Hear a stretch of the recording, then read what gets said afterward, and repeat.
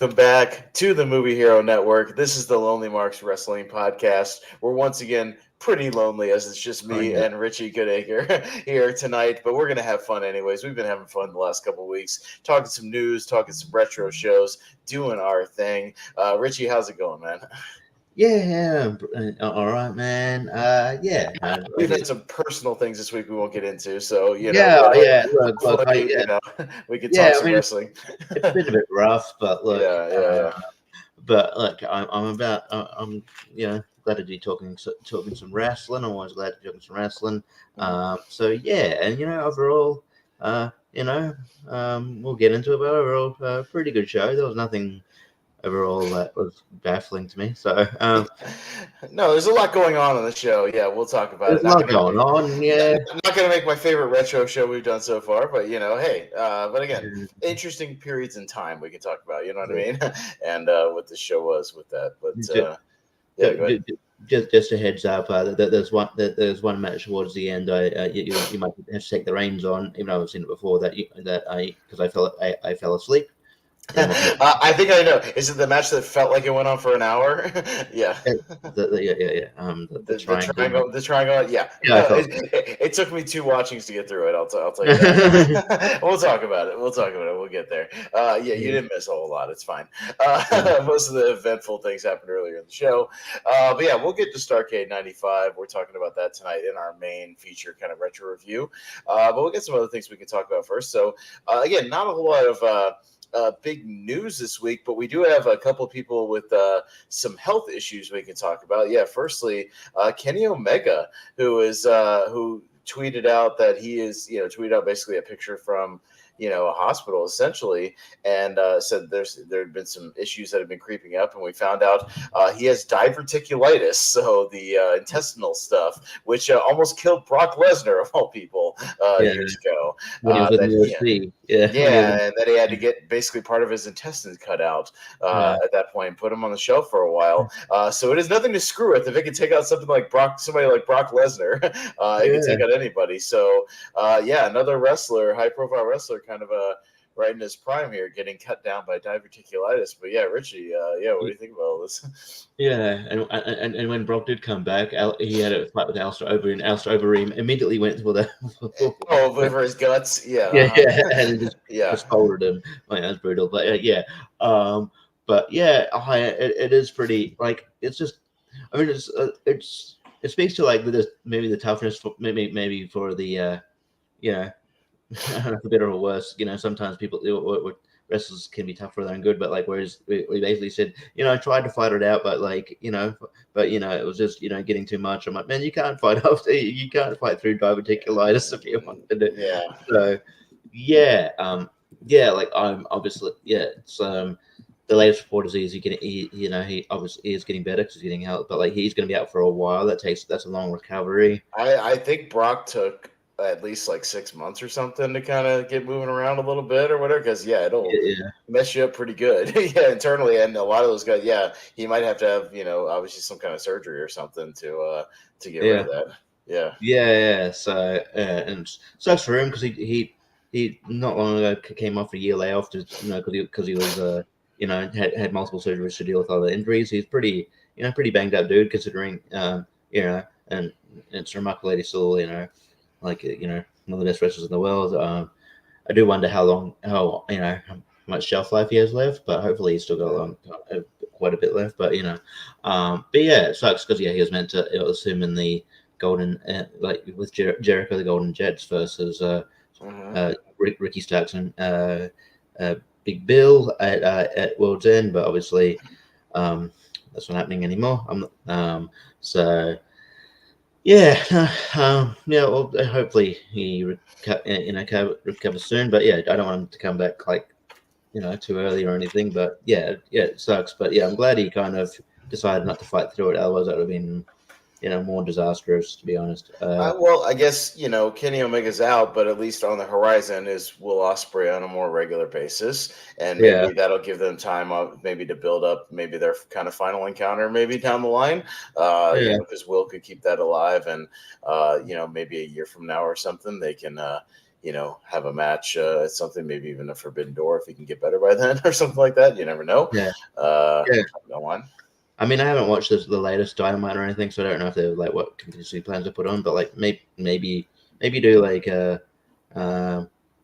Ricky Starks and Big Bill versus Jericho and like Ibushi. You know what I mean? That'd be kind of cool. Like as like You mean that young up and comer Kota Ibushi, Richie? Yeah, the guy, 41-year-old whippersnapper, that little, that young pup, that young lion. Well, he was a young lion at one point, but in New Japan. But yeah. So I mean, that could be an option, but yeah, it just sucks. But hopefully, he'll hopefully he'll bounce back, and yeah, I'm glad he caught it when he did. I mean, he was able to, work out what the diagnosis was before it got worse. So Yeah, no, for sure. Because that's a thing that if you don't get it diagnosed and leave it unchecked and think you're just having tummy issues, that can be a problem for sure. Because I know I'm not one of those guys that calls out of work a lot. Not that I'm like bragging about it. I'm just saying I don't call out of work sick a lot or anything like that. The only two things that have ever put me on my ass for like several days or where I had to go to the hospital was like stomach stuff. Stomach stuff wrecks me. If you have like food poisoning or a stomach flu, where you literally just like don't want to do anything. That's the stuff that puts me down. I can fight through a fever, cold, flu, whatever. That it's more inconvenient than anything. But stomach stuff sucks. Really sucks. It's the worst. So but yeah, we wish Kenny Omega the best, and don't come back too soon, but hopefully he'll come back at some point and maybe make a big return. So for sure, on the other side of things, that's from AEW obviously, but from WWE, Charlotte had a match and several injuries and got really wrecked. I guess on a match on the December 8th SmackDown. And they said she suffered a torn ACL, a torn MCL, and a torn meniscus. Ouch. And I think she also may have like concussed, like because she was doing a moonsault and she botched the moonsault, and she also may have kicked herself and like accidentally kneed herself in the head on the way down. Oh wow! Ouch. So it says she'll be. The timetable is 9 months, but I think that's like months. I think that's an optimistic thing. I think that's like a minimum. I think that's minimal. Yeah, it might be more like a year. So she might be out till like I mean, ideally, Royal Rumble or something. Next year's Rumble. WrestleMania. Yeah, right. 2025 WrestleMania. Wow. Yeah, no, that stinks. Yeah, it sucks because she's like always, obviously she's one of the biggest women stars in wrestling, but also like she's always a huge fixture at WrestleMania, so it's going to feel weird without her there. But I guess the door opens for someone with like to have a big big women's main event spot. But it does. Again, that does suck. And apparently, like she just re-signed a really, really very big lucrative deal. Yes. So did Rey Mysterio as well. Also re-signed with WWE. So pretty good deal as well. I mean, good for them. So at least she'll be getting paid. She won't be not like some people who get hurt and then they get released.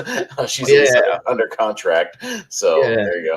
I remember back in the day, I think that happened to Test. Yes. He like I think he broke his neck and he was recovering and he got released. That was nice of them. But they brought him back eventually. But still, Jesus. Still, no, that's. But she's undergoing surgery very soon. So we wish her the best as well. So in her recovery, because that's man, that's rough. That must have really, really hurt. I've never had a torn, muscle or something like that. I obviously. Triple H, has had a few here and there. Vince McMahon did it, the double quad, injury at the 05 Rumble. It's unfortunate because obviously it would have hurt, but like that McMahon injury and then the Shane one, even though they would have hurt, like when you look at them, they kind of look. And they kind of looks funny. Yeah, no, they did. No, the funniest thing is Vince McMahon in that Royal Rumble just sitting in the corner, awkwardly as the referees are just coming. And you're like, what? Oh, okay, cool. Well, given the fact he only came out because they kind of botched the finish, was the funniest part, and then had to kind of do some stuff on the fly. But yeah, though that's a whole other issue. And I guess just the irony that another McMahon did it like at a big stage as well, WrestleMania, Shane Right. McMahon. Yeah, but that big contender, The Miz, getting beat immediately by Snoop Dogg, Snoop Dogg, and then we have to take him seriously as like and a then having a Intercontinental competitive match champion, against and then having a Gunther. competitive match against Gunther. Yeah, which I still disagree with, but all right, it's fine. We're trying to get him back, sure. But yeah, no, we wish Charlotte the best as well. Yeah, that's going to be a pretty lengthy physical therapy kind of recovery. Yeah, but and the only other thing I thought of or and looked up was Matt Riddle has popped up in MLW, kind of his first big appearance since he was released, and it looks like he's going to be at their next kind of big online, pay-per-view thing coming up. So yeah, Richie, your thoughts on of all places, MLW where Riddle has popped up. Yeah, I feel like a lot of people like right when the first stop or when they get after their no compete clause goes up that they go to MLW because maybe they it's just kind of a good stopgap, I guess. I don't know. Yeah, it should be. I think he's versing Jacob Fatu, which is be a match. But who's been there forever, by the way. I thought Jacob Fatu would move on by now.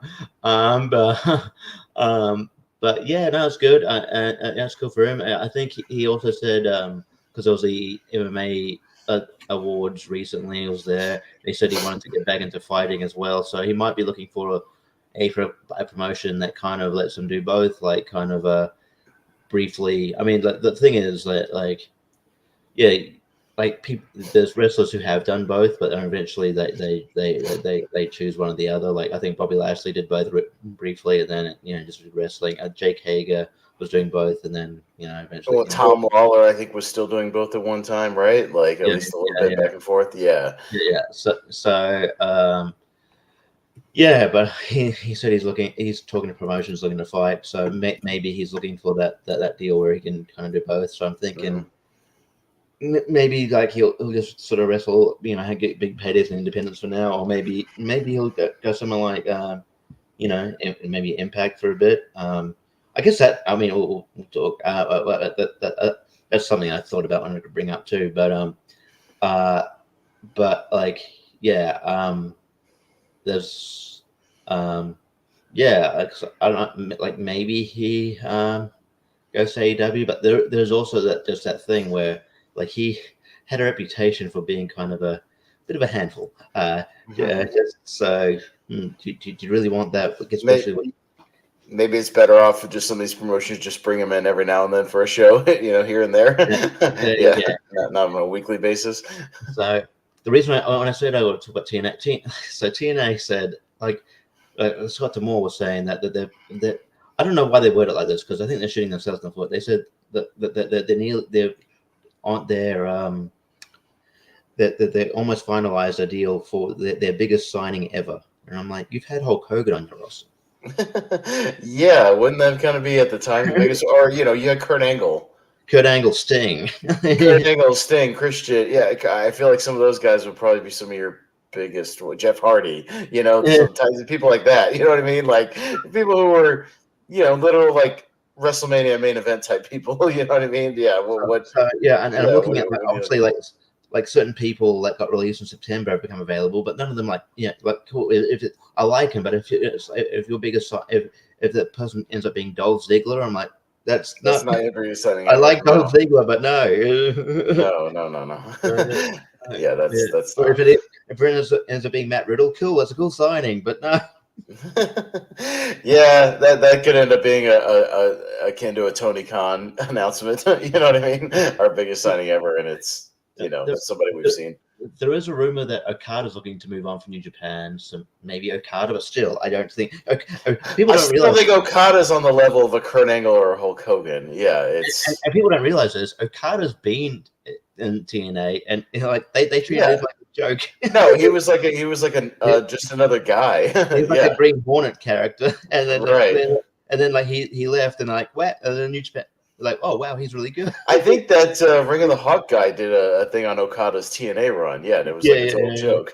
Yeah, they yeah, treated him like just a dumb character. yeah, So yeah, that would not be the biggest signing because they didn't do anything with him the first time. No, I agree. So yeah, we'll see. I guess what comes out of that. But my thing is with Matt Riddle that I talked about. Richie was, will he pop up at Bloodsport on WrestleMania weekend? Because it used to be Matt Riddle's Bloodsport, yeah. and now it's obviously Sure. Josh Barnett's, and they run it every year at WrestleMania. But I would not be surprised, obviously, if he pops up at Bloodsport. I think that would be, you know, something, and people might, that would not be surprising. Yeah, it wouldn't surprise me. Like, maybe Matt Riddle versus Tom Lawler or something like that. That'd be kind of cool. Yeah, no, that'd be all right. So, Yeah, yeah, totally. But again, yeah, not too much outside of all those kind of injury angles and whatnot, things going on. Again, as we, the, WWE will start, building towards Royal Rumble here pretty soon. Coming up in about a month. So yeah, they'll sure yeah. things. Some matches will start coming out for I, that. it looks like it's gonna be Roman Reigns and Randy Orton. I'm guessing it's just Probably. That sounds. TV, but Yeah. yeah, I still think Roman Reigns is winning. Just they just need a match to kind of Mhm. in between things. But that'd be kind of cool. Randy Orton's still looking like he's looking great for his.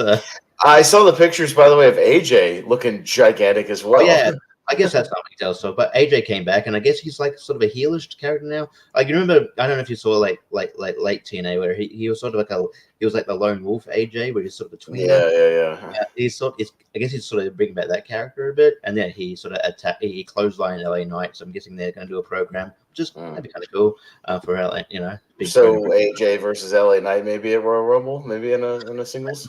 Maybe yeah, I Yeah. could see that.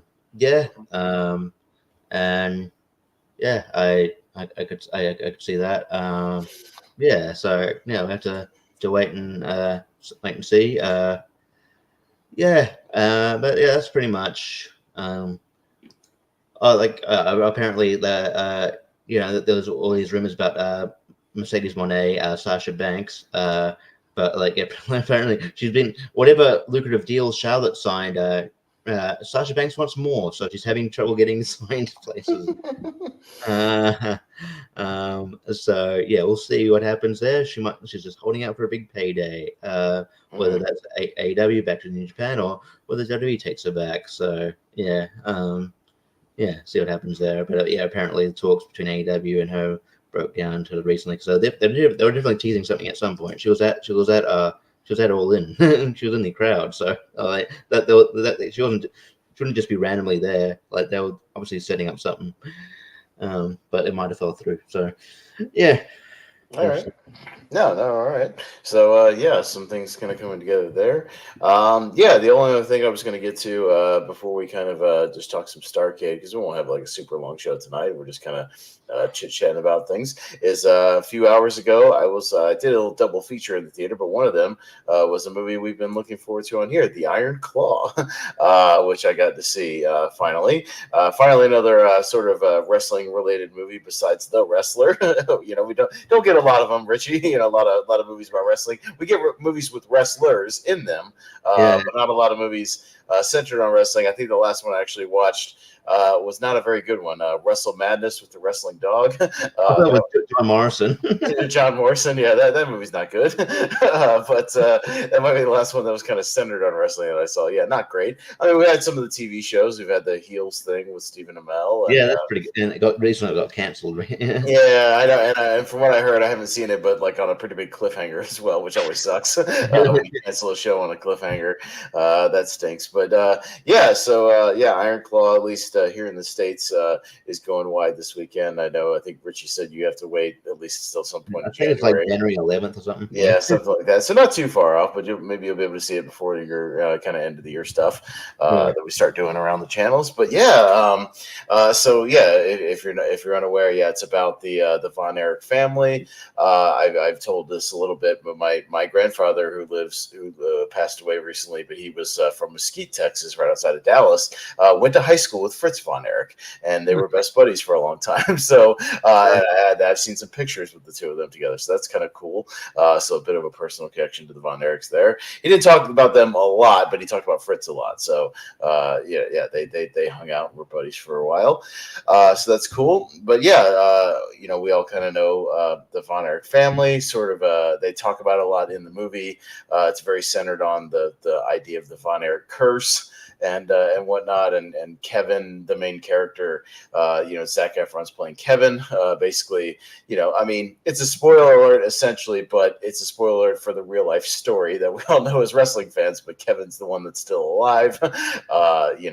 Unfortunately, again, it's a tragic movie because it pretty much deals with everything that happened kind of piece by piece over the course of about roughly 10 years or so. But on a more positive side, the performances are very good. Zac Efron's very kind of a very low-key kind of understated role. He's kind of the least like over the top charismatic, but that plays into the character because the crowd kind of gets more into Kerry and David, with how bigger personalities they were. David was better on the mic. Kerry was a little more dynamic, in the actual ring. Kevin was kind of, not to be mean, but he was kind of the boring one of the group. But he kind of looked the best. He was the bulkiest. And my God, Zac Efron bulked up for this role. He is ginormous in this movie. He is enormous. I was still in awe every time they had the wrestling scenes, and that dude is freaking jacked. He looks like what AJ looked like on SmackDown. He's enormous. So props to Zac Efron for getting into shape because my God, he looked amazing. He's got the cut. He looks like Kevin, which is really cool. The guy who plays Kerry really looks like Kerry, which is Jeremy Allen White. He's from that show, The Bear, I think. Yeah, he's from The Bear. Yeah, he's getting really hyped on The Bear right now. Somebody also in one of our groups where she posted a thing of him in the Wonka makeup saying he looks exactly like Gene Wilder and probably could have played like a young Gene Wilder because my God, he looks exactly like him. Yeah. And he's a good actor, but he's great as Kerry. He gets in the movie, he's set to be an Olympian for like the discus throwing, but it gets canceled because of the Russian, Cold War stuff going on. So he pivots and kind of joins the group as wrestling. Harris Dickinson as David is really, really good. The little promos he cuts throughout the movie are pretty good. Maura Tierney plays the mom, Doris. She was the mom in Liar Liar. I haven't seen her in ages. I haven't seen her in ages either. She's definitely had some like face work. She's had some lip injections and stuff. She looks a little different, but she's there. But the person who really steals the movie for me, Richie, was Holt McCallany as Fritz, as the dad. He's great. He's really, really good. He's super exactly like Fritz. He got really into character. He has the persona for it. He's a really tough, guy. He's tough on the kids. And kind of no nonsense sort of guy, even through the some of the deaths and things that happen. Just tell him to tough it out and move on. It's a really, really, really good character work there, which is really good. So as far as the wrestling aspect of the movie, so I'll get into a little bit of that. The wrestling aspect is mostly great. The Chavo Guerrero Jr. was the wrestling choreographer for the movie, and he did a. I think they call upon him to do a lot of the wrestling choreography for other things. Like he worked on Glow. He worked on he's worked on a few things here and there for like as far as wrestling. He's worked on Young Rock.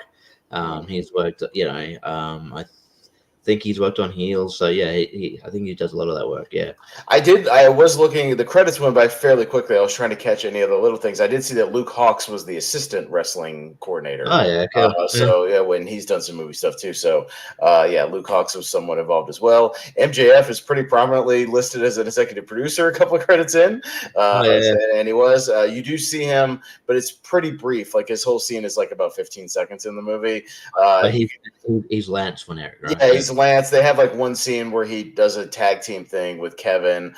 He's like center kind of posing, and you clearly see his face. He's wearing like a blonde wig and all that. But you can clearly see it's him. He posed for a few seconds. You can see him, and then he kind of moves off screen. That's really his only scene. He's only got one quick scene.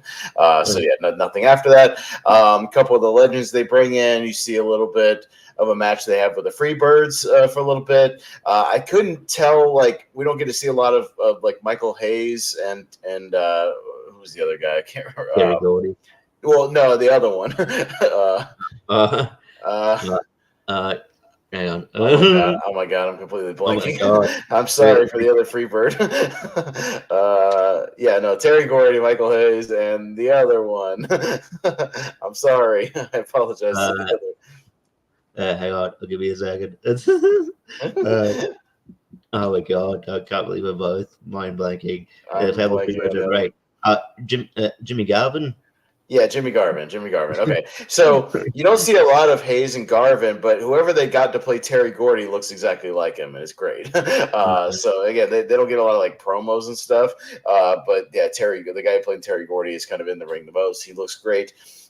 There's two other kind of main sort of legend match that they kind of do extended segments with.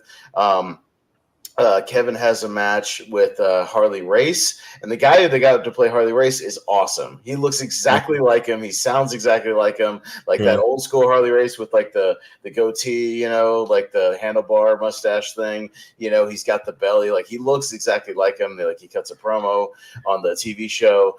He looks great. On the contrary, the guy they got to play Ric Flair stinks. He's terrible. He's really, really cringy bad, especially if you're a Ric Flair fan. They have like a pretty extended segment where he comes in, to have a match with Kevin, and yeah, the promo he cuts just does not sound like Flair. Doesn't have his rhythm. Doesn't have his mannerisms. Like he doesn't even really look like him. It's just like a dude in a long hair, white wig, and then his movements are just not it. And I hate to say, yeah, the guy that got to play Flair was not good. So I do believe. I mean, you know, things could, you know, things are always in the pipeline, but I do believe that there is a Ric Flair movie on the table, so maybe we can get something that. Don't get that guy, whoever did it for this movie. I was trying to look it up. Aaron Eisenberg. Don't get Aaron Eisenberg. He was not good as Flair. Okay. I did not enjoy his performance as Flair.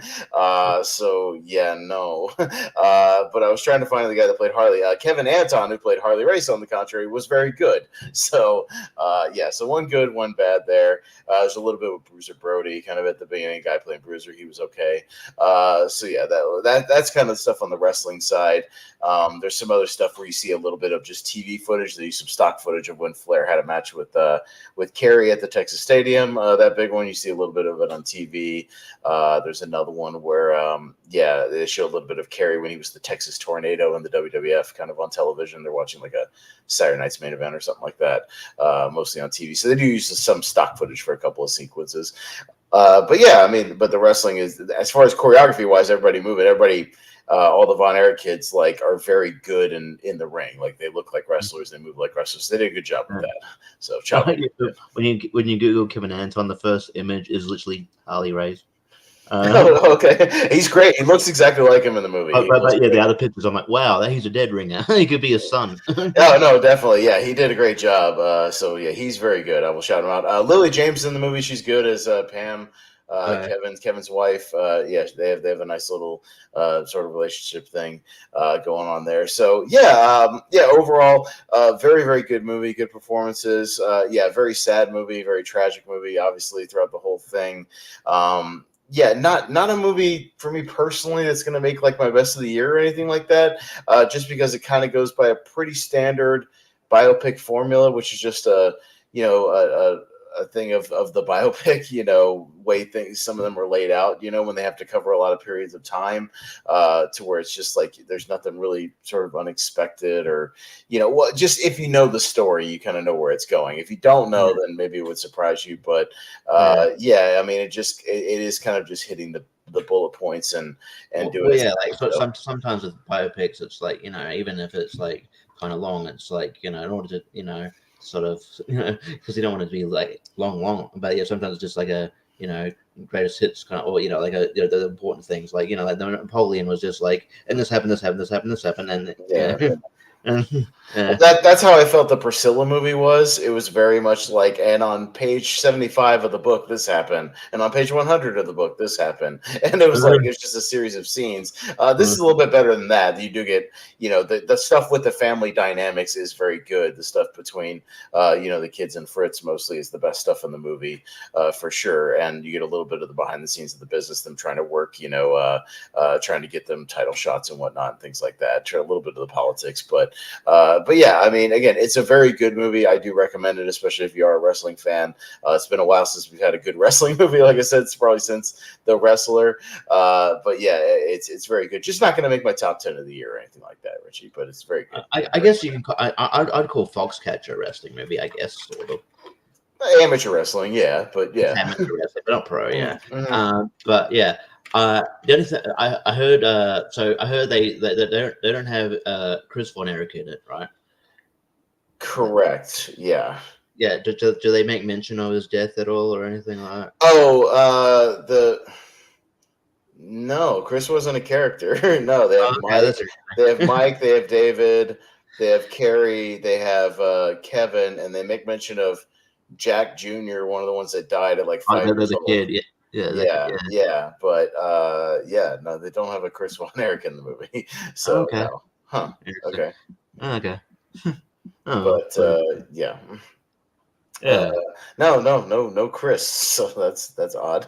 But as soon as you Google Chris Von Erich, there's a Screen Rant article that says why the Iron Claw leaves one Von Erich brother out and what happened to him. So okay, but they left one out entirely. So there you go. No mention. I think I remember Chavo did an interview with Chris Van Vliet, and I think it was something on the lines of we didn't want to too tragic, but I guess if you want to tell a full story, you kind of I don't know. I get it, but I don't know. It says it's purely best to serve the narrative. Durkin explained they had written Chris into the story in the original script, but they eventually said how much they could actually focus on it, and they decided to focus on, I guess, the main group or whatever. So I guess this would have been too much. I guess I don't know. Yeah. So there you go. But they touch a little bit on Mike getting in the wrestling business and not being great. Having a lot of pressure on him too, to be good. And obviously, and he doesn't really look like a wrestler. He's very long and lanky and has no body. At least the other guys, Kevin was bulky. Kerry was an Olympian, so he was really good athlete. He was really in shape. David was a little bit taller, but he was at least in shape as well. And they put Mike in the ring. Yeah, and he's very tall and lanky and has no muscle. So I'm going to assume they don't mention Lacey or Ross and Marshall. No, they do not. But I'm assuming some of the kids they show in the pictures at the end, he does have two kids at the end, might be the two that are wrestling right now. Yeah. So that he's managing. So but they did say the two Von Erich kids that are in AEW right now were backup stunt performers. I saw their names in the credits. Okay, yeah, they're pretty good. It sucks being Von Erich and having all this expectation, but they are good. So yeah, yeah. So, I'd be interested to see kind of pause the credits, if it comes out on DVD or whatnot, I'll pick it up. But I definitely give a thumbs up to the Iron Claw. It's very well made, very well directed. It's the guy who did he hasn't done a lot, but it's the guy who did Martha, Marcy, May, Marlene, which is a good movie. So he's a solid director. It's definitely more focused on the family aspects than anything else, but you do get a decent amount of wrestling in there and some interesting stuff. So I recommend it. It's just not that you have to bring your tissues. I don't know if it'll make you cry, but it is a very kind of depressing movie given the subject matter. So I'll say that. Yeah. Well, something A24 might be getting into the business of doing sort of wrestling or wrestling sort of amateur based movies, because I think it was announced too for ages. I think The Rock tried to get I don't know if you remember a UFC fighter from way back in the day, Mark Kerr. Mark Kerr, yeah, no, because I have some early UFC knockout DVDs and stuff like that, and Mark Kerr's all over that. yeah. He's had a pretty tumultuous life, and Rock's wanted to get this biopic off the ground. He's finally is, and he's going to be playing Mark Kerr, and A24 picked it up. So yeah, that's happening. No, they're I know A24 was one to start to expand. I just wonder, hopefully they don't go too quickly. I know they got that Civil War movie coming out that has like their biggest budget they've ever had. It's like $75 million, Who something like knows? that. Yeah, that Alex Callan movie. Yeah. Yeah, so all I would say to them is be careful, learn from Canon Films, don't get too big too quick. Yeah. Because Canon Films went all in with Over the Top with Stallone and Superman 4, and then Masters of the Universe, and then went out of business. They With the flopped. the So bomb. yeah. So just be careful. That's all I'm saying. Yeah. But if you make them good, yeah, keep your budgets in check. Don't go all in on one movie or something like that. That's all I would say. And I believe a couple weeks ago, Kurt Angle said that they're making that there's a movie about his life and development, which would make sense. As like he's prolific. He's had a pretty tumultuous life too, like as well. And he's got a pretty prolific career, but also pretty. If you look into his family, it's pretty. He's got a pretty. It's amazing that he was able to become really successful as he is, because he had one sister who I think died of drug overdose. He had one brother who's in jail for murder because he killed his wife. So you go, holy shit! So you're like, holy hell! And then, and then obviously all his stuff that's got going on. Stuff So I with think his pain pill addiction and all that kind of stuff, and all the injuries and everything like that. Yeah. So I think his story is sort of right for a biopic as well. So and I guess we'll eventually get that Chris Hemsworth Hulk Hogan movie at some point. Yeah. Like I don't know. I think Chris Hemsworth was asked about it. He just goes, "Yeah, I'll look at some point. It's just on the back burner. We'll do it when I do it." I'm curious to see what Chris Hemsworth will look like as Hulk Hogan, because he's not. It's not. Maybe they can work some magic, but I can't see it. Obviously the guy, he's big and he can get in shape. I'm not worried about that part. But what he actually would physically look like as Hulk Hogan with like his Hogan's hair and mustache and all that stuff. A little strange. Hulk Hogan not a part of Starrcade '95, which we'll kind of transition into, because he was injured at the time. They said he was suspended. No, he was injured. In case they said he was suspended. Oh, of course, he was suspended, but he would, but it was okay because he would end up coming back, obviously, for the about 6 months later to form the NWO and do some good business. So, which was good business at the time because he was getting stale. 1995 is a weird year for wrestling, Richie, because it was like I think both the companies were kind of floundering a little bit, and not doing WWF was losing money, and that the new generation era wasn't very good. Not great. There was at WCW at this time, they had Hogan for a little while, but he came in there and he had been doing the red and yellow stuff for a little while. He was getting a little stale. They were still kind of doing the same things with Sting. Sting still had, he hadn't transitioned to the Crow stuff yet, so he'd been kind of doing the same gimmick for quite some time. Nobody had really changed. They had, some of these guys like we'll talk about, like Benoit, Eddie, a couple of cruiserweights, but they hadn't gone all in with the cruiserweight stuff yet, or with these wrestlers yet. They're like starting to, but not really there. So we'll talk a little bit about that. So it was a weird period here in WCW. We're not doing the greatest business.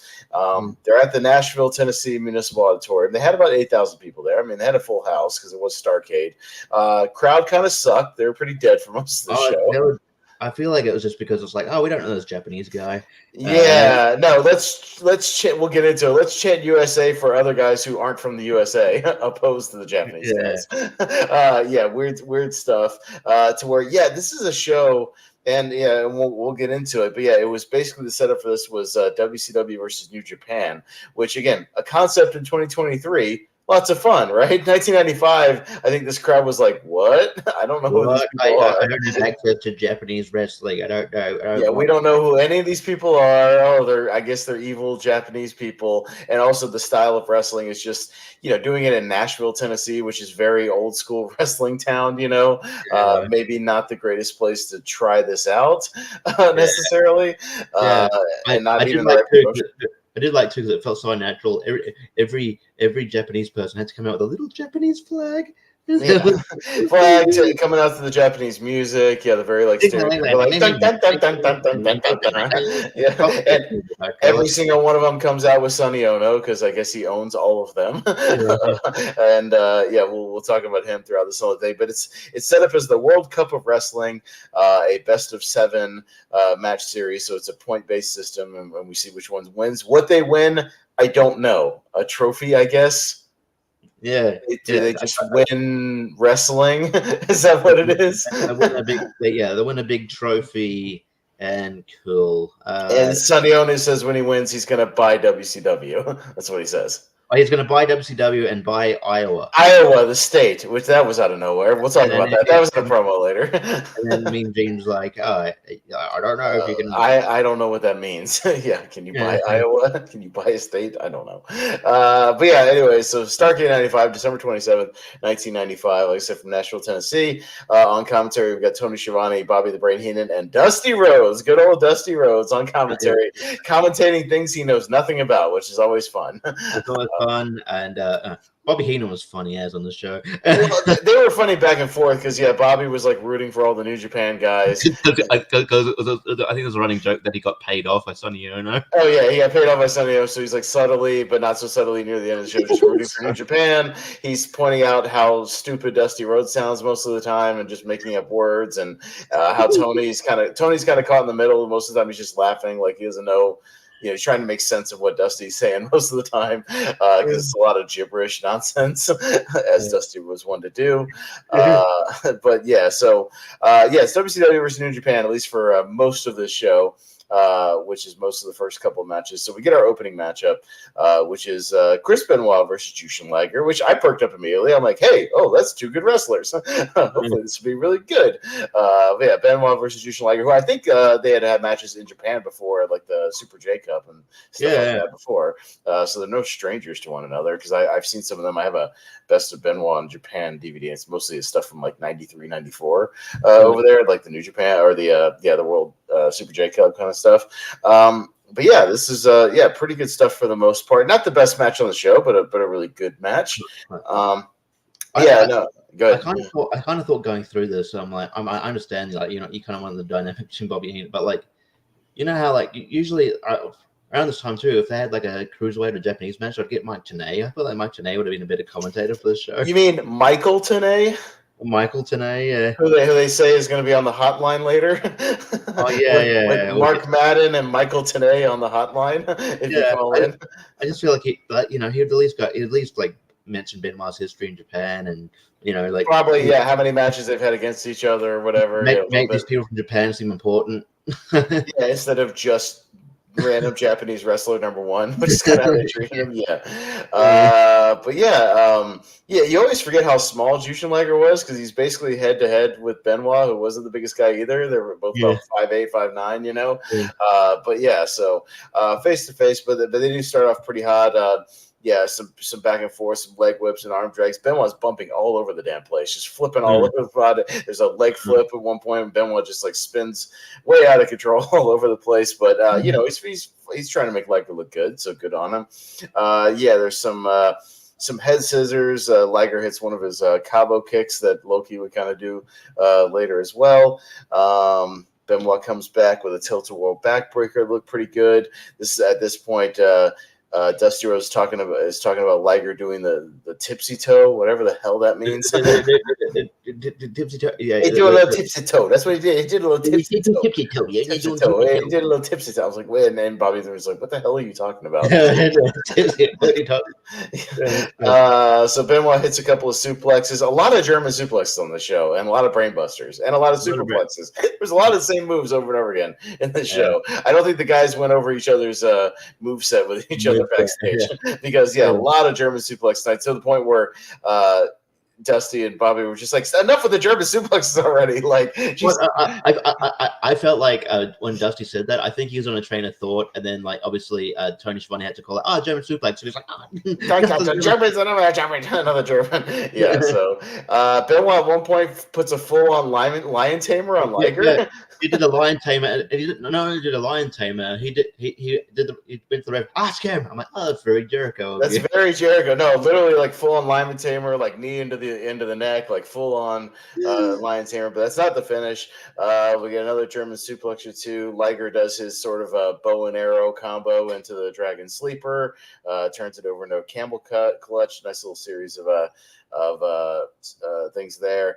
He stands up and hits a sit out kind of electric chair drop that looked pretty good. He also hit the Ricola bomb if you want to do multiple. He did kind of. Yeah, there's a jump up superplex, which got the crowd going. Again, one of about 3 superplexes on the show. I guess it wasn't really a thing yet because people didn't know it, but Liger full on hits the Liger bomb, but only gets 2. Oh, yeah, it's like a Ricola. Yeah. That one's on the Ricola bomb. It's a Liger bomb, and he just kicked out. Which is usually his finisher, but Benoit kicked out of it. Then hits a brainbuster. Benoit kicks out of that. Benoit would hit, kind of what he would do later in his career. He does kind of a couple of rolling German suplexes that he would do later. He only hit 2 from what I could count instead of 3. But it's a little combo. He hits that. He hits a really nasty power bomb on Liger. Then he hits the top rope headbutt. But the Taskmaster, Kevin Sullivan, comes out ringside and kind of distracts Benoit. And when he turns around, Liger pulls him into kind of a head scissors and cradles him up for the 3 count. That was the only move that in this match that was a bit wonky. It felt like they were a bit. Yeah, they kind of went sideways on it. I mean, he was able to recover and pull his legs over. But yeah, I think Benoit maybe forgot what he was supposed to do on that one, and he kind of pulled him over. But yeah, so little early stuff for obviously Benoit and Sullivan would end up having a series of matches and whatnot, and they would beat the shit out of each other in those matches all over the damn place. But New Japan goes up 1-0 with that one. Yeah, but your overall thoughts on this one? I thought it was I thought it was pretty good, a really good opener. It's sort of it's debatable, but I mean I'm torn between this and the match that's coming out, sort of midway through the show that my favorite of the night. But I thought it was really good. Like, these are good chemistry. They've always stressed before. You can't go wrong with either of these two, and it's probably opening match is a good placement. Maybe.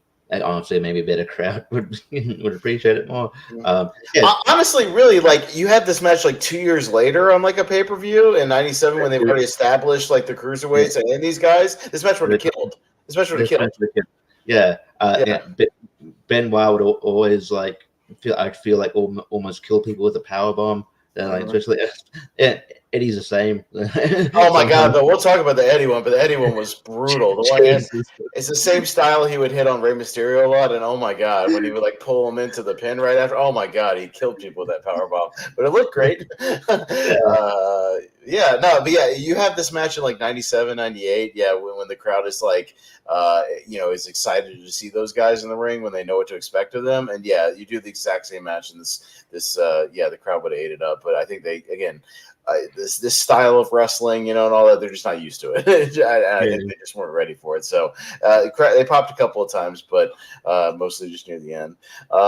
We cut backstage to Mean Gene, who was kind of always hanging around the locker room for most of the show.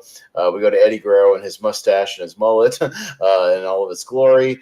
And he cut a very, very good guy promo, the most good guy, clean cut, kissing babies promo you ever heard in your life. Well, what I find funny is that, I don't know, I guess early Eddie Guerrero in WCW, and especially mainly more in WCW, and then between him and WCW, it's he's talking kind of normally, in a sort of American kind of, but but when he goes to WWE, he's full Elevato Mexico. No, this one he was just very I'm very excited to be here. I'm gonna win one for WCW. I'm gonna go out there and do my best. Gee golly, I'm gonna do my best, Mean Gene, and I'm gonna help bring home that cup to WCW. I swear to God, that's exactly what it was like. This promo was. It was very much like that. It's interesting seeing the people because I remember watching early WCW where they first brought in Conan, and he's had these really nervous promos, and it's man, he's tough, and he ends up being one of the best promos in the business. Right. I'm wow, that's a huge transformation. And same with Eddie, I guess. Yeah. But that leads us into our second matchup, which was Koji Kanemoto representing New Japan versus Alex Wright pre-dancing. No dancing, Alex Wright, which is a shame. No, this was his rookie year, and I looked him up. He was actually named PWI's Rookie of the Year for 1995. Okay. Alex Wright was, yeah. So I mean, he's a pretty good worker for us. But yeah, this is pre, dancing Alex Wright. He's not doing that, which was disappointing. So, but yeah, Kanemoto versus Alex Wright. Early on we get USA chance despite Alex Wright being from Germany. Really? We had USA chance in the first match, by the way, with Benoit being from Canada. But that happened a lot. The fans not really paying attention to that.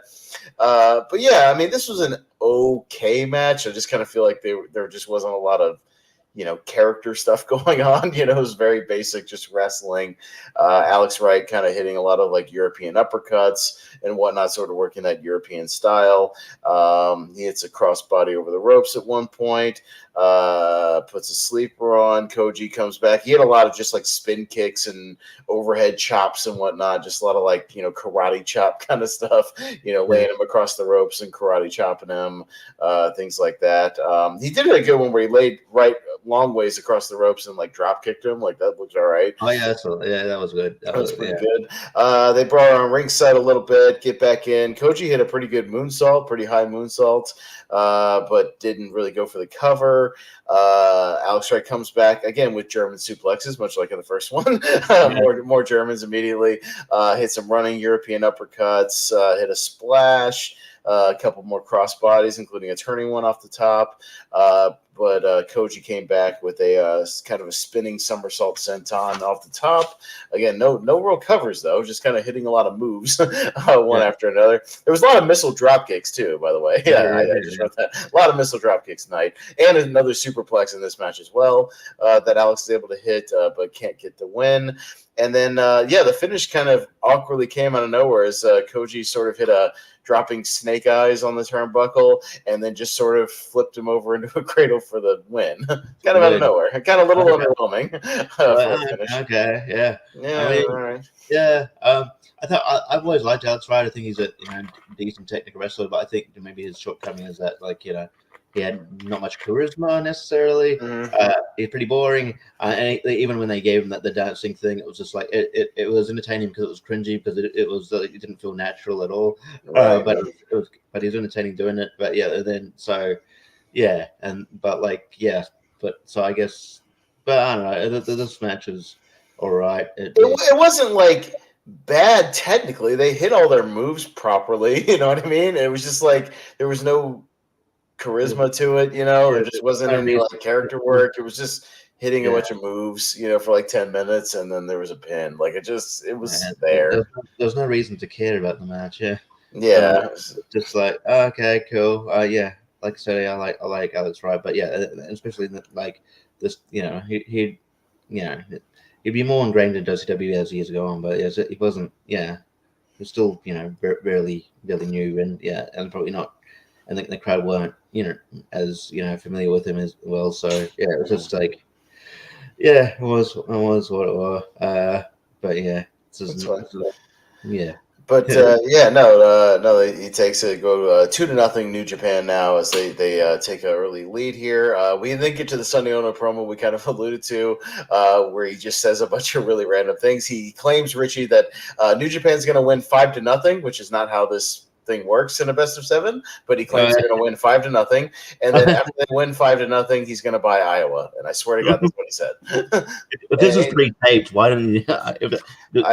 I don't know, but that's even Mean Gene was like, "What? You're going to buy Iowa?" He was like, "Is Iowa for sale? How much does it cost?" I feel like, if you're going to make I feel like if you want to buy like any state, what I feel like Iowa would be the cheaper one, right? If you were, it would be probably one of the cheaper ones because it's just a lot of cornfields and stuff. But I mean, it's pretty Field of Dreams. Yeah, that's not much for brag. Why don't you like, I'm gonna buy Vegas? Well, I mean, he's in Nashville. Say you're gonna buy Nashville. Yeah, go So buy Nash. say no. Say you're gonna buy, what's the main? It's not Bourbon Street or whatever. The main street where it has all the bars. Or like, say you're gonna buy all the bars on that street. You're gonna buy Nashville. I'm gonna buy Yeah, Nashville and turn it into Japanese music. I don't know. Take away your country western music. I don't know. Just say you're gonna take away. You're gonna buy Nashville and you're gonna ban country music. Like that would make more sense. Or something. But yeah, buy Iowa is just the most random thing. But anyways. So he immediately we see Sonny Ono again because he introduces Masahiro Chono, who would hang around WCW for a while as part of the NWO Japan. Member. Yeah, NWO Japan. Yeah, because we reviewed some shows where he worked like Jericho and whatnot, and a few other things. Yeah, that NWO show, NWO Sold Out. Yeah, he worked Jericho in that one. We got Masahiro Chono versus Lex Luger is our third match of this series. This is a weird spot for Luger because technically at this time he's a heel, but he's representing WCW, so the crowd kind of wants to cheer for him, but at the same time he had been doing a lot of heel stuff with Sting. It's a weird spot like to put him in this where you're putting a heel out there, so it's kind of a heel versus heel match a little bit, but he's still kind of playing to the crowd. Kind of. It's weird because they're also like they're telling the story where because him and Sting are having issues, and you'd think eventually that it would lead to a one-on-one match. It does eventually. They do have a one-on-one match eventually in the year 2000. Right. They never paid off this feud. No. But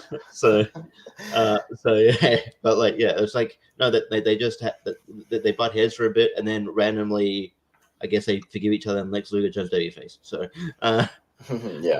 Well, it is what it is. But this one, Luger kind of uses his power early. He hits a gorilla press slam. He's hitting his kind of really quick, shoulder blocks and whatnot. Chono has to powder out for a minute. Comes back in. Luger's running his head into all the different turnbuckles. But Chono kind of comes back with some face locks and a reverse DDT. He then puts on the dreaded STF submission as they had hyped up throughout the match that you don't want to get caught in this FTF because it'll be over. He gets put in the STF and Lex Luger just gets to the ropes and breaks it.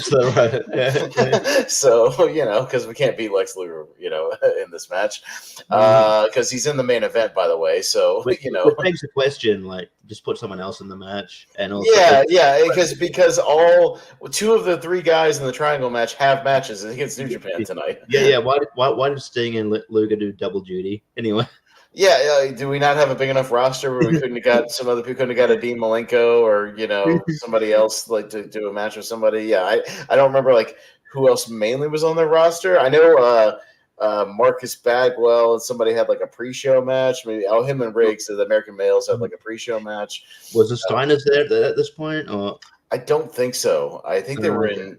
I think this might have been one of those brief periods where they were in WWF for a minute. But yeah, no.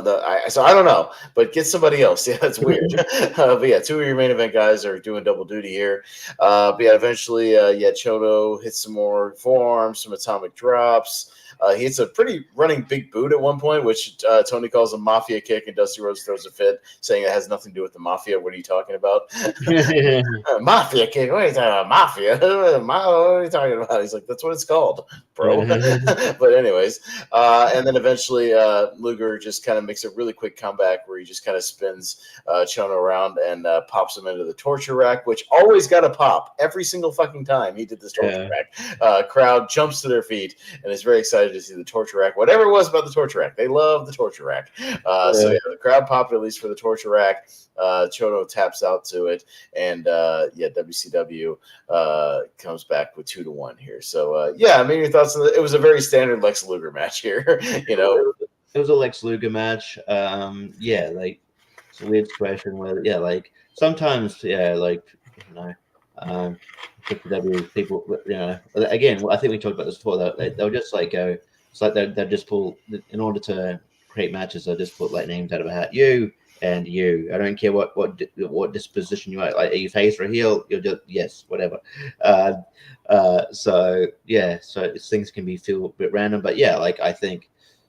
You can tell the crowd maybe wanted to like Lex, but storyline wise, couldn't. But they like the torture rack. It kind of guess it looks, and get most people up for it, so it looks pretty cool. Hey, he got Roadblock up for that damn thing, dude. And Roadblock was like 450 legit, and he got him up for it, which was an amazing moment, by the way. If you've never seen it, yeah, holy crap, he got Roadblock up in a torture rack. So. Yeah, I mean, he's a strong. Never say Lex Luger in his prime wasn't a very strong gentleman. So, speaking of feats of strength, I didn't realize this. I saw like a random clip that someone posted. I didn't realize at one point, Davey Boy Smith lifted up Vader for a delayed vertical suplex. Wow, and that looked gnarly. I saw a fun thing where the Steiners were taking on like the Giant and somebody else, and Scott Steiner was just suplexing the Giant like he was a fucking cruiserweight. Like he does like a kind of side, almost like an angle slam, just like suplex, and just kills the Giant with it, and the crowd popped huge. So another thing where, if you remember, Mr. Perfect gave him a fisherman suplex. They gave him a suplex at one point. That was pretty cool. Yeah, I know. So no, I mean, some big strong guys on these rosters, but. Yeah, we go into a Sting promo. I didn't write much of it down. It's a very old school it's a Sting promo. I go, oh yeah. I'm gonna tear it down. Woo! Yeah. I didn't write much of it down. It's every old school Sting promo you ever saw with the old school Sting. Yeah. And I can't believe what you did to me, Ric Flair. Man, you should, because he turns on you all the time. Yeah, and Lex Luger was doing stuff to you as well. You're kind of a dumb baby face. No, Sting at this point was very dumb. He was a dumb baby face. So yeah, he definitely needed the upgrade when he did the Crow stuff. It definitely freshened up his character a little bit. And once he did the Crow, he pretty much didn't wrestle for like a whole year. So yeah, he didn't. He got to take a year off and just show up at every show and brood up in the nosebleed section. So that must have been nice. We had that really funny, where like JJ Dillon couldn't figure out who Sting wanted to wrestle. Do you want to wrestle Mr. Perfect? Like, no, it's pretty. He wants to wrestle Hollywood Hogan. That's who he wants. No, it's pretty damn obvious. Yeah. But all right, and then fast forward to 2023, Sting is going to be 2024, brother. He's going to be wrestling his last match with Ric Flair in his. Hey, Jonathan. With Ric Flair in his corner. Ric Flair tried to turn on him again. Has Sting learned nothing? No, Sting at this point does not learn anything. He's very dumb and falls for everybody pretending to be his buddy. But yeah, we go on to match number 4 of Starrcade 95 here. As we've got the television champion Johnny B. Bad, aka Mark Marrow. If you don't remember this character, he did in WCW for a little while. Johnny B. Bad with Kimberly, who I forgot was with Johnny B. Bad at one point, as in Kimberly Page, that Kimberly. Yes. Yes, he won her services by beating DDP, and then it was like, I think it was like one of those things. But remember when Steiner beat Tess for Stacey, and then has Keebler, and then turns into a dick. I think this is what happens here, where Miro turns into a dick. So yeah, but yeah, man, Kimberly Page is hot. She was smoking, and she's doing kind of a cheerleader thing in this thing. She's not in like a cheerleader outfit, but she's in kind of like these spandex pants and like a top, but she's very much acting like a baton girl or something, like a cheerleader, just hopping all over the place and doing jumping jacks and hopping all over the place. Johnny B. Bad in this match had 95 tassels on his knee pads. Holy hell, did he have tassels for days all over the damn place. Just a million tassels everywhere. But he's facing Masa Saito, who was 53 years old in this matchup and looked like it. And I couldn't for the longest time figure out what he looked like, Richie. And then I kind of figured out he looks like a real life wrestling buddy. Do you remember those wrestling buddies dolls? He looked like a real life wrestling buddy. He's got this very kind of flat face with like a drawn on beard, but he's got like a beer belly, but he's also muscly. It's weird. Yeah. He was a weird looking dude. I only he's Japanese legend, but I know mostly because like a lot of people these days do the Saito suplex. I'm pretty sure Eddie Kingston does it as a finishing move these days. Yeah. So yeah, pulling that out. But yeah. This match was all right until the finish. We'll talk about it. And I don't think that was intended to be the finish, because I think they had to stretch later on the main event. And I think this match was definitely supposed to go at least 5 or 6 more minutes, because all the other matches in this series at least went like a few of them went like 7 or 8 minutes, but most of them went at least 10 or 11. I'm pretty sure this was supposed to go 10 or 12 minutes. But yeah, I just want to mention on his ass, Johnny B. Bad. It says "Bad Man" with 2 D's. Way before Rikishi was the bad man, Johnny B. Bad was the bad man. So just I'd much rather. I believe Rikishi being a bad man more than I would believe Mark Johnny B. Miro. Bad. Yeah, being a bad man. Being a bad man. Yeah. Yeah. But yeah, we'll talk about it. But yeah, it kind of starts out with like they have a little chop battle in another ring, which wasn't bad. I mean, they at least had for what it was. Mark Mero did have some charisma when he fired up occasionally, and he was all right. But Saito cuts him off, started putting some heat on him, hits a Russian leg sweep. Mero eventually comes back with a really good looking kind of leaping sunset flip, which looked pretty good, where he leaps about halfway to the ring and then kind of pulls him in to sunset flip. Again, just a few things back and forth, very basic. But then Masa Saito forgets that they still had that stupid ass WCW rule where if you threw somebody over the top rope, it was a disqualification. Thanks to Bill Watts. Thanks to Bill Watts. And in 1995, several years after Bill Watts, they still have this dumb rule in effect for no reason. And Masa flips him out over the top rope and gets disqualified. That's the finish. So, yeah. But it wasn't only that.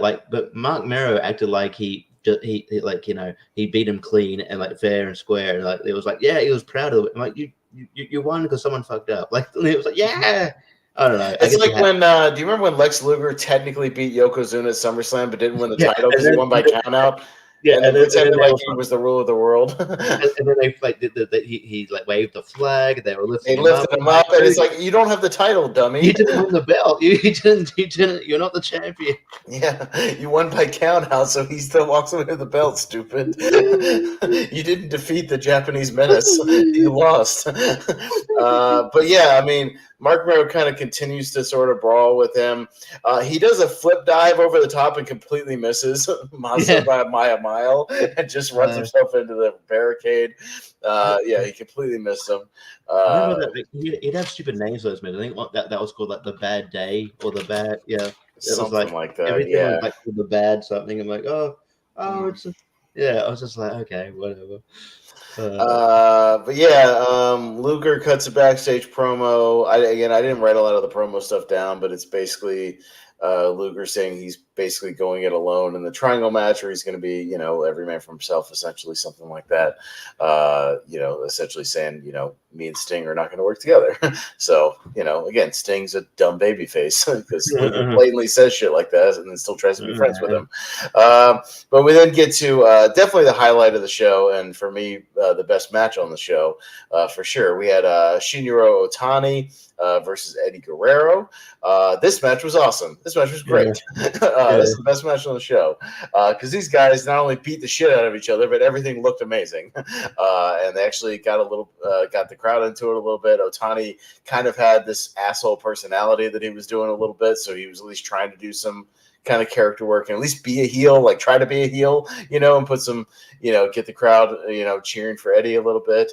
Because he's trying to cheat. He's pulling hair. He's pulling eyes. He's at least trying to establish himself as a cheating heel, a little bit. Does some stuff with Sonny Ono. But yeah, man, these guys have some really good wrestling back and forth. Some really good kind of counters and everything. But yeah, to steal a quote, Richie, for that Brian Alvarez says a lot. Eddie Guerrero in this match was like the best wrestler I ever saw this week. He was great. Eddie was so damn good in this match. He's amazing. He's so smooth. Everything he did. One of my favorite things early on is, Otani goes to he hits the ropes. Eddie does. Otani lifts him up, just shoots him up top. Eddie on the way down falls and hits a really quick head scissor takeover. It looks so damn smooth. I swear I watched it 3 times. I was like, oh, shit. He was just so no effort whatsoever. He'd been done that move 1,000 times, which he probably had done, honestly. But yeah, it looked great. Eddie hits always looked great. That up and over senton he would do over the ropes, which always looked good and really cool. Yeah, that looked crisp. Yeah. Everything just so crisp. No, go ahead. What were you gonna say? Yeah, and then he hits that power bomb of the fucking God, gnarly. it's that thing where he picks him up and just the slam, and then they immediately like tuck over like thing. The one he hits on Ray at that Halloween Havoc match is disgusting. It's just gross. There's one. Yeah. There's one like yeah, actually on a Nitro, I think like around this time that Benoit hits on Eddie. That's disgusting. It's like Yeah, yeah. I think Brian now was like it's the closest power bombs. Like just yeah, it's like holy shit. Bam, snap. Yeah. Yeah, yeah. There's one point in this match where Otani does a missile drop kick and just fucking nails Eddie right in the back Oh of the yeah, head. no, I'll talk Holy about that shit! when we get there. Yeah, but yeah, we're getting there. But yeah, he hits that power bomb, only gets the two. Hits like a snap brainbuster, which again looked really, really good because it's Eddie and it's great. Yeah, Otani hit kind of a spinning heel kick off the top that also looked gross. That hit him right in the back of the head. Yeah, It looked great. He had a couple of big springboard kind of cross bodies. It looked good. He puts on some heat on Eddie for a little while. Otani's great because at one point he tries to rip a mask that Eddie's not wearing off his face, which is funny. Like yeah. like a camel clutch. He's like ripping at his face, Oh like yeah. he's ripping a mask off, but there's no mask, which is funny. But again, I liked it. And then yeah, Eddie hits kind of a backdrop driver.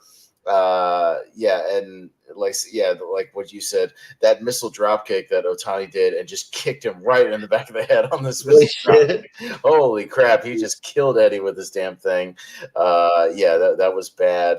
And then yeah, it ends when they do a really crazy, just kind of back and forth pin reversal, kind of rolling all over the place and rolling over to cradles and whatnot, back and forth.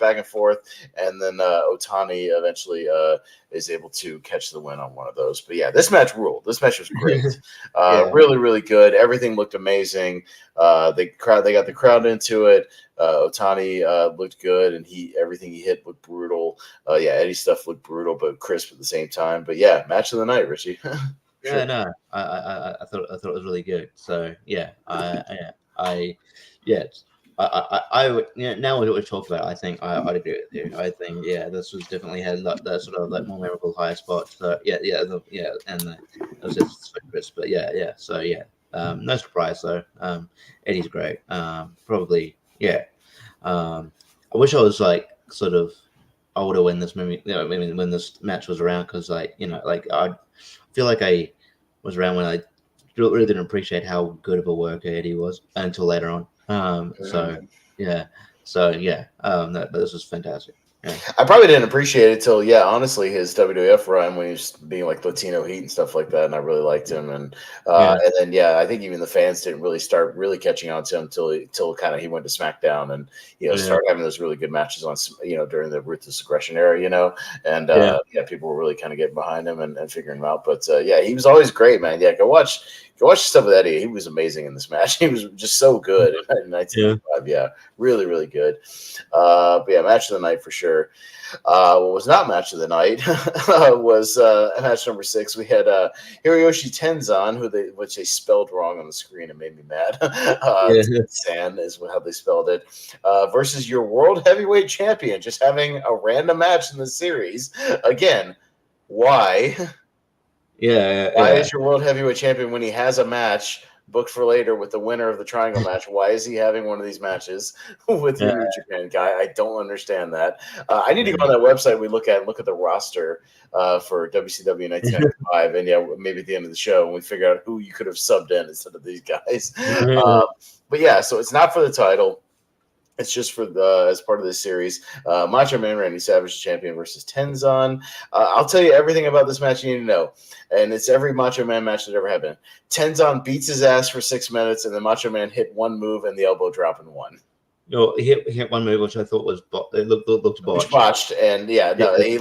It was like a suplex onto the ropes or something like that, which looked bad. And then he immediately just ran to the top turnbuckle and hit the elbow and won. That was pretty much it. Okay, cool. No, Tenzan beat his ass. He's doing spin wheel kicks. He's doing big Samoan drops. He's doing top rope headbutts. All of his stuff looked really good. Like, he's a good worker, and it looked really good. But, I mean, again, this is the world heavyweight champion. Tenzan whips his ass for 6 minutes straight, beats the shit out of him, and then Macho Man just hits this miraculous elbow and wins. And that's it. Yeah, I mean, and your world heavyweight champion should be like a almost like a special attraction. It should be a main event, a special attraction thing, not like Yeah. at the end, right at the end of the show. Yeah, at the end of the show, he didn't come across as the biggest star. No, he came across as like just a dude. Yeah. Yeah. I'm looking at, okay, I'm trying to look up that website we use sometimes, that SmackDown Hotel website. So Oh, yeah. 1995 roster. Let me look at the men here. So I'll narrow it down at least a little bit.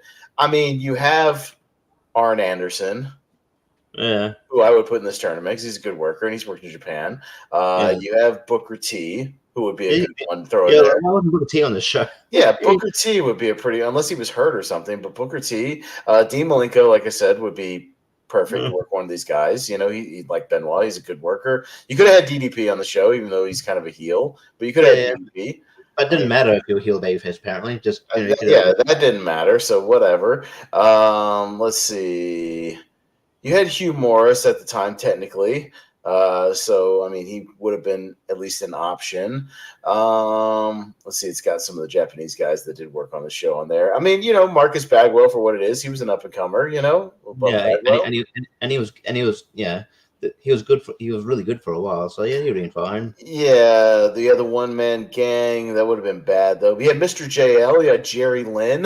Jerry Lynn, you could have used Jerry Lynn. Yeah, Jerry Lynn, Dean Malenko, Booker T, Arn Anderson, any of those guys, even Brian Pillman to a degree, who we saw on the show, you could have used him, yeah. There's some options there without using any of those other guys and saving them for the main event. I think would have been perfectly fine. They probably even would have had better matches than some of these other guys with them. I mean, put Tenzon in there with Arn Anderson. That'd be fun. Those guys work a hell of a match. Yeah, put them in there with Dean Malenko. They can work a match. Anything like that, I don't know. Put Chono in with Dean Malenko. They could have a good match. He worked a lot of things. They'd have a good match. So some options there. But yeah, anyways, Macho Man does get the win. Ties it up 3-3 going into our final of that actual series. Flair cuts a promo. It's a style and profile of promo. So every Flair promo you've ever seen in your life. Not to say it was bad. It's just every Flair promo I've ever seen. So we have our final of this one, which is Sting versus Kensuke Sasaki, who I knew Kensuke Sasaki from. I had a Pro Wrestling Noah DVD, and he had that match with Kenta Kobashi where they chopped each other for like 8 minutes straight. Have you seen that? I've heard of that match. I watched it. Yeah, that match is nuts because they literally stand in the ring and every time they chop, sweat goes everywhere. It's nuts. But they chopped each other for like forever, but it was kind of amazing. So that's where I knew Sasaki from for a while. But this is almost like the last match. Kensuke Sasaki beats the shit out of Sting for 6 minutes. Then Sting makes his comeback and puts on the Scorpion Deathlock and wins. That's the whole match. It's just like the last match. Kensuke Sasaki beat the shit out of him, and then Sting hit his 5 moves to do him and won. That was pretty much it. Not much to say. Sting won. The only highlight was after the match. This was like I think, Bobby Heenan is realizing that Japan oh no, he's like fumbling around and dropping stuff. He realized he lost. He's fumbling his thing, and he fell off his chair. So he just starts dropping his headset and dropping stuff on the table and his notebook. It looked like it did. I don't even know. It didn't even look like it to happen because like Tony Schiavone was broken. He's so. Oh no, he's totally broken. I think he was going to stay in character, but he completely just starts laughing. He's just laughing. No, it was really, really funny. That was the highlight of this. Yeah, Bobby didn't say anything. He's just stumbling and fumbling with all this stuff. Towards the camera, and he was straight just silent comedian doing stuff, and it was really, really funny. Yeah, no, that was funny. That was a good highlight of the show for sure. Dusty's laughing at him, Tony's laughing at him. It's a good time. So that was funny. That was before Tony and Bobby hated each other in like 1998. So we get to our kind of semi-main event of the evening. As basically it's supposed to be a triangle match elimination style, but the winner, whoever survives, will go on to face Macho Man in the main event for the title. But it's Ric Flair versus Lex Luger versus Sting. Again, 2 guys we've seen earlier in the show. So the winner, So the winner potentially has to wrestle 3 times. What a Three fucking times in one night. what a And even then, cockload. but even then, wrestle a champion who also wrestled earlier in the night. So yeah, this match is really fucking long. This Yeah, match went. I had to look it up. It's 28 minutes. It felt like an hour and a half. This match just went on and yeah. on And, and on and and it's on. very slow plotting. It's like, okay, oh, they're Yeah, just trying to the story only like, the only interesting things was like, yeah, at the beginning it's like Flair and Sting, but they basically, Richie, they do the opening 8 minutes of the match they had at Starrcade '88 or yeah, '89 or Starrcade '89, excuse me. They basically just do all the shit they did at the beginning of Starrcade '89, and then he tags in Luger, and Flair and Luger do the opening of their match from Starrcade '88 for like yeah. 6 minutes. It's all the same spots. Them just throwing Flair around, Flair doing his begging thing, whatever. Flair. The story of the match is Flair just trying to cheat constantly, which is Flair. So Yeah. he only gets the advantage when he starts cheating all over the place and using the ropes and low blows and whatnot. But yeah, I was watching this match on my phone trying to finish up the thing earlier today. Boy, did I hit that fast forward 10 seconds thing a lot on this thing. Yeah. Just like 10 seconds, let's go, wrap it up, come on.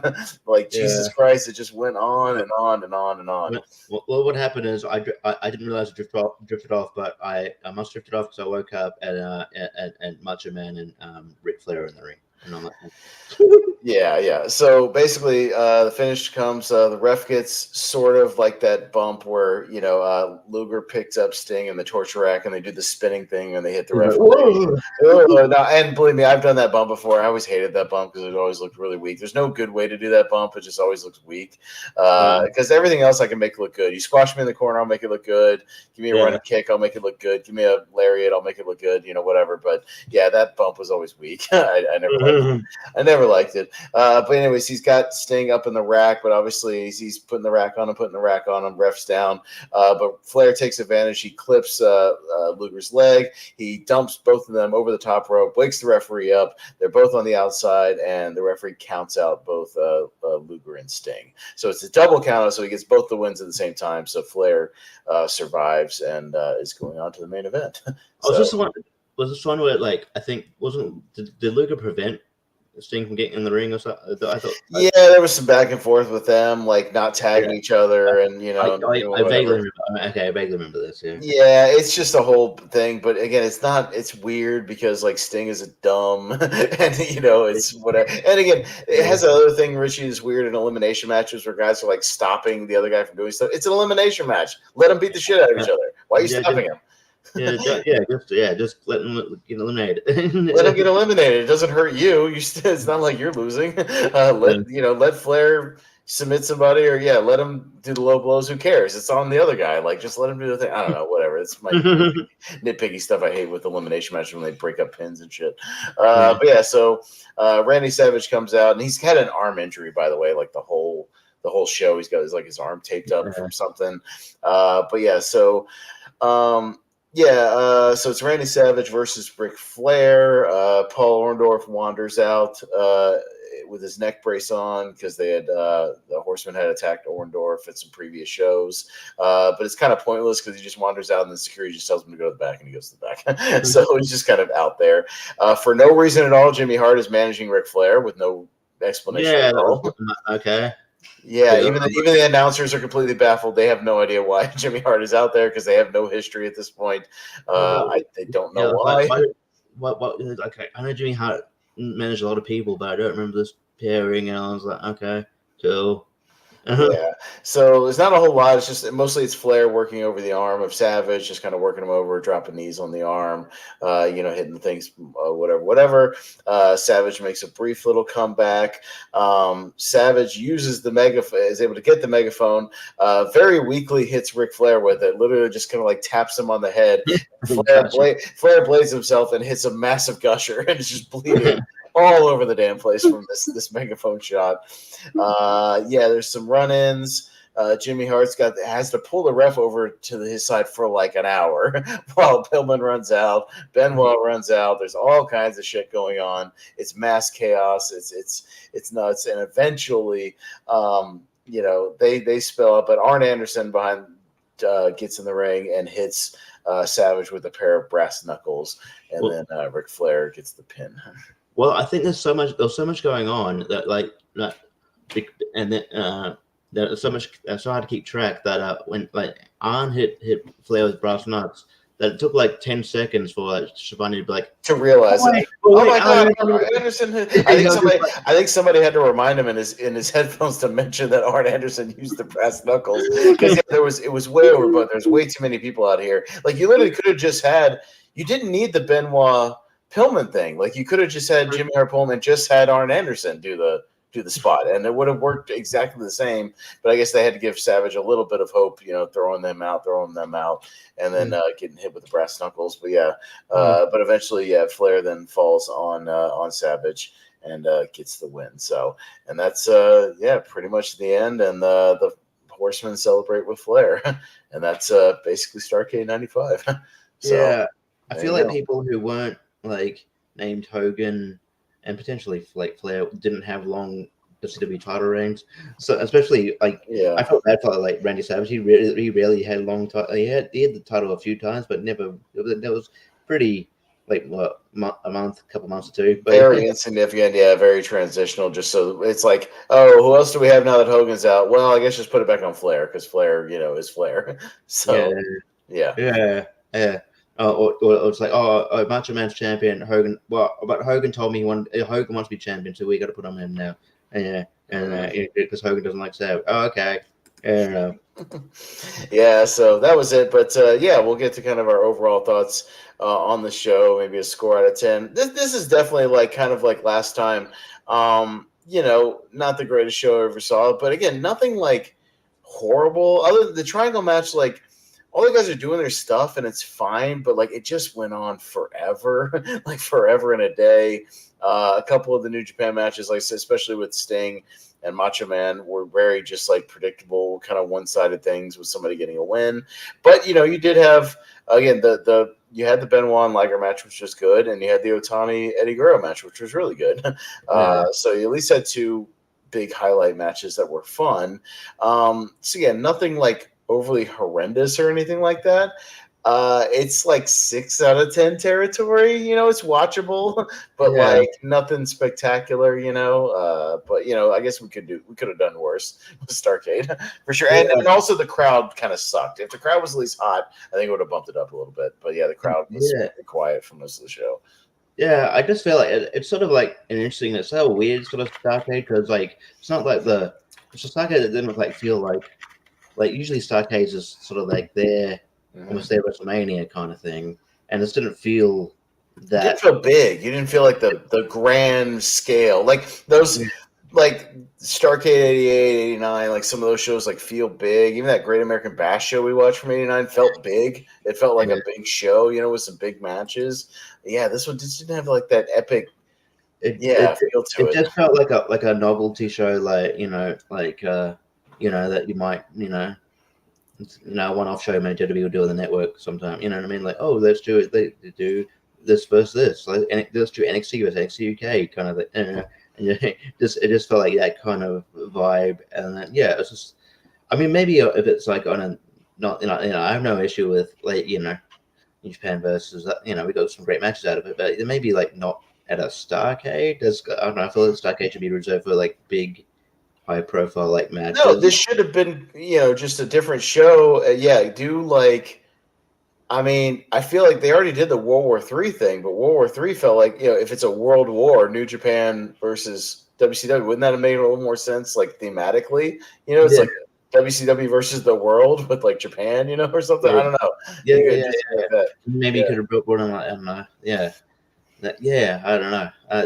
I will say this. I will say it's because when Vince was booking something like WWE versus whatever, he'll always make sure that the competition looks weak. Like we just took the whole invasion angle where WWE was like, look completely useless for the most part. It was kind of cool that see the New Japan guys get wins, and not only wins that a lot of them, some of them are clean. So that was kind of cool that they got that that they got to show what they do. Not many American promotions were really showcasing him in that sort of light at that point. Um, but yeah, overall, it's not like there's nothing really special about it. Yeah, I'd probably then I might go back much Benoit and Liger or Eddie and definitely Eddie and Otani. They're really good. But yeah, but yeah, beyond that, there's nothing that you have to go out of your way and watch necessarily, and it's a sort of forgettable Starrcade. So, but yeah, I'd probably go 6 as well. Yeah, no, that sounds about right. Because yeah, not a horrendous pay per view, nothing bad, but yeah, but only a couple of really great things. But yeah, so that was, but it was an interesting show to say the least, and interesting on the state of affairs for WCW and wrestling in 1995 in general. You can kind of see why something like ECW was making a splash at the time, doing some different things, and Yeah, they were bringing in the cruiserweights, and they had Benoit and Eddie and some of those guys in Malenko, kind of before WCW did, and yeah, them making a little more of a splash. I mean, around that time, getting around, yeah, getting a little momentum. So you can see that for sure. yeah. But yeah, so yeah, well, let's talk about what we're gonna do next week. So we finally got a pay per view coming up. We're getting closer and closer to AEW's World's End. With Nick Which is Frost and Simon Pegg. yeah. I know we're going to review The World's End next week, the movie, and we'll really dig into no, we're doing AEW's World's End, so we'll be here to do our predictions for that. So we'll do that, and then yeah, we might as well do another show, but we're going to go back to the TV wheel and do something a little bit shorter, so we don't have to invest a whole 3 hours into something, but we'll do something a little bit shorter, but still play around with that. So we decided to. Like we'll put everything on the wheel as we kind of started with, because otherwise we would have only had about 3 choices left to Yeah, do. So let me pop this on the screen, and we'll see what we get here. So let me pop the wheel up on the screen. There we go. So yeah, so we got our choices here. We got Raw, Nitro, SmackDown, Thunder, Heat, Velocity, Impact, ECW, Hardcore TV, and ECW on Sci-Fi. How many times for the shuffle, Richie? Let me know. What do you got? let's go 6. 6 times. 1, 2, 3, 4, 5, and 6. Boom. All right. Well, let's see. And then I'll narrow down the wheel and we'll narrow this thing down. Some velocity. All right, Okay. good. All right. All So I right. believe there's a guy online that has a YouTube channel that has pretty much all the velocities. So I'll have to find it. But I know I've seen it before that he has a bunch of these. So we should be able to find whatever it is. So yeah, velocity. So what are the years on velocity? What was that? Was that 02 or 03 when it started? I feel like 03 maybe. Feel like Yeah, it's 03. I can look it up. yeah. I'm gonna have to again. Pardon me. I'm gonna have to do some Wikipedia stuff here to kind of narrow this down to get some years here. So WWE Velocity 5 seasons, as they are, as it would. But all right. So it premiered in 2002. Oh, it says 2002, 2006. Yeah. 2002 to 2006, and yeah, I know it was like late 2002 on Spike, so we may have to narrow that down if it spins 2002. So 2002, 2003, 2004, 2005. I hope it's like 04, 05. That's some good matches in those eras. So we'll see. Yeah. Even yeah, 2003 to a degree. But all right, I hit the shuffle 6 times again. 2, 3, 4, 5, 6, and let's spin it up. See what year we spin for velocity. Oh, it could be. Ooh, 2005 might be a good year. There's some good cruiserweight stuff going on then. So 2005. And it should be the full year because they ended in 2006. So we should have the full year of velocity. So I got to put all the months on here. So pardon me again as I do this, but I'll just make it short. March, April, May, June, July, August, September, October, November, December. All right, shuffle it up again. Let's see what we get on this one. Narrow it down a little bit. We got May. Okay, May of 2005.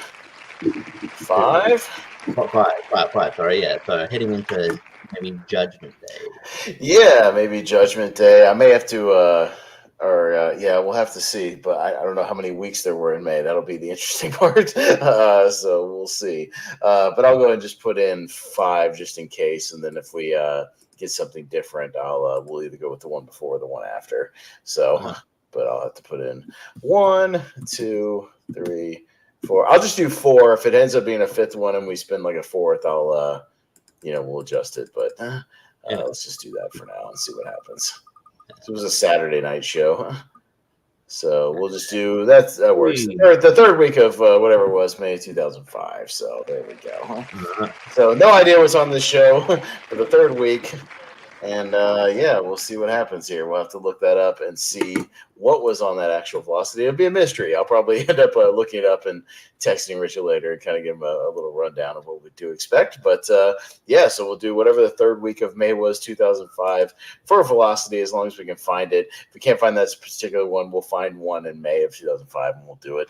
We'll figure that out. I'll do something roughly around that time. But so we'll and that'll be a short show. So without commercials, 45-minute show to go along with our predictions. So that'll be easy. Yeah. And then some of that time will probably be they'll be recapping what happened on that SmackDown or whatever. Right, if that's included on the guys, whoever has it. Oh yeah, he might edit that out. Yeah. Yeah, if that is, because they would usually recap, whatever happened on SmackDown that week or something like that. So, let me see if I can just with a quick YouTube search see who's got it. Somebody's got the whole thing of just May 2005 from Velocity, so we can always just scroll to that in that video. So There you go. So I can send that link to you. But somebody's literally it's an hour and 52 minutes, just got all 4 velocities from May of 05. So we can always just scroll to that. When we get to scroll to the third one. So there you go. But works for me. I'll send you that link. But anyways, so there we go. So if it is on YouTube, we can find it. Then we'll watch that, whatever it ends up being. So let's wrap this thing up, Richie. And we'll talk velocity and we'll talk World's End predictions next week. But other than that, let's wrap it up and get out of here. Anything you want to plug? Yeah, no, you can find me. I'll find me on Tier Ranker tomorrow doing 80s movies with one word title, so that should be fun. There's a few bangers in there, I'm always on tournament fights and all that, and sort of like things are sort of calmed down because obviously Christmas is looming, so obviously, between now and then, it will be Christmas. So have a happy Christmas, everybody! And we'll do Tier Ranker tomorrow night. Yeah, we'll be taking a couple of days off, obviously for the Christmas holiday. So nothing going on Saturday, Sunday, Monday, that type of thing. We're just taking that off. Let everybody enjoy the holiday. We'll come back with a little post-Christmas show probably the next Wednesday, the 27th. We'll be doing Wheel of Movies for Home Alone. That's on Jordan's 128. So we'll kind of wrap up the Christmas season. It's still festive, between Christmas and New Year's. So we'll be doing a little Home Alone, a little deep dive on that. And then the Thursday, the next time on the 28th, and I think we were going to try to get you for this, Richie, before Lonely Marks. We were going to do a podcast leak now and talk about some of maybe the underrated or unsung gems of 2023. So maybe those movies that wouldn't necessarily make your top 10, but maybe movies you want to talk about or some good stuff you want to at least shout out and recommend, from 2023 that, maybe it was honorable mention type movies. So we can at least expand on, because we always talk about the top 10, but we never really get to expand much on those honorable mention type movies. So maybe those like 8 out of 10, 8.5 out of 10 type movies, really good movies, but, not quite in that thing. But I think we were going to try to get you and maybe JPO or something or Jacob Barber or something like that. To talk about that before Lonely Marks, if you'd be down for it. So maybe put a list together of some of those movies, and again, it won't be like a ranking. We'll just do like a round table. Everybody, just go around and shout out the movie, and we'll talk about it for a few minutes, that sort of thing. So, and make a list of 5 to 10 movies or something you want to talk about, and we'll do that because we're getting near the end of the year here. So, and January is going to be chock full of all kinds of end of the year festivities with all of our best of lists and whatnot. We're going to do the tournament in late January of the 2023 movies, so that'll be a 3-parter. Breaking all those down. So no arguments about what should be included in 64. We're just going to go full on 128 with that and just include pretty much everything. So so nobody will be left out of their favorites. They'll be in there. And we'll eventually do another podcast league now near the end of January. We do our full on. And I'm sure we'll hit you up for that, Richie. Our full on top 12 list actually is what we do, kind of like Malcolm. So a full on top 12 list, and we'll go around and talk about all that. That'll be a big show. That'll be a lot of fun. And we may even do some other stuff in between, I'm sure. So we'll see. But yeah, that's what we got kind of going on. And we also have next Friday will be our most anticipated 64 tournament. So we'll be talking about the future of 2024. We'll put a disclaimer at the front. Caution, these movies might get pushed to 2025. But as of right now, they're on the schedule for release. So yeah, we'll look forward. And Malcolm's putting that bracket together for movies to talk about for 2024. So that should be interesting. I hit my goal, Richie, today. I hit my goal of over 100 new releases. I'm happy of 2023 movies. So I was very happy I hit my goal this year. Yeah, my number 102 was Poor Things. My number 100 was Fallen Leaves, a Finland movie I saw. I did a triple feature today. That was at an indie theater. 101 was The Iron Claw, and 102 was Poor Things. So there you go. So, but I broke 100 today. I'm very happy about that. So that was good stuff. I gave my Regal Unlimited a workout. Got my money's worth out of that thing. Yeah, good stuff, man. But yeah, we'll wrap it up here, man. So thank you, Richie, for joining me. As always, I appreciate it. And we'll see you guys next week for Velocity and World's End. Bye, everybody.